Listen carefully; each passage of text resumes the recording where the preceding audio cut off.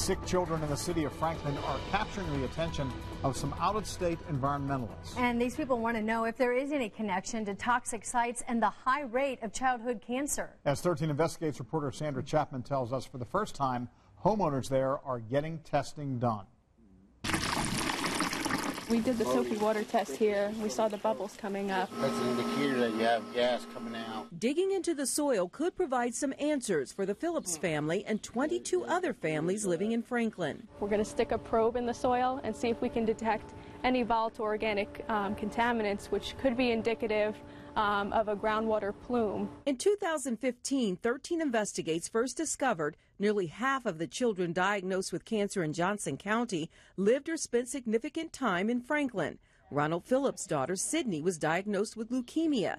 It was her diagnosis that prompted Stacey Davidson and dozens of other families impacted by childhood cancer to turn to 13 Investigates. This is the first time that we're actually having testing, so after almost 3 years of the investigation, it's kind of like a full circle moment. It's just not one episode, it's 12, 15, 20 of them. It needs to be looked at. The high cancer rates also captured the attention of the Edison Wetlands Association in New Jersey. The environmental group is known for getting contaminated sites cleaned up.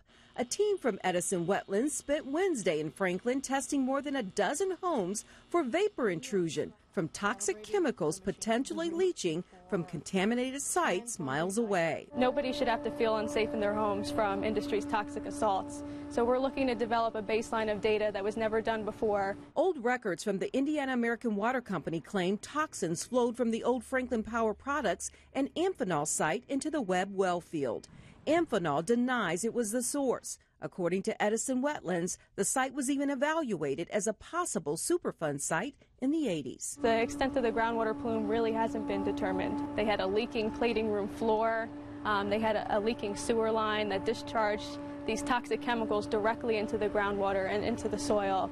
The Indiana American Water Company told 13 Investigates it shut down 3 contaminated wells at the well field. Where we are right now, we're sitting directly west of the Webb well field. Carrie Reinhardt and her 13-year-old daughter, Emma Grace, used to live a mile away. Emma Grace died in 2014 from glioblastoma, a rare form of brain cancer. No one ever told me, what was around me.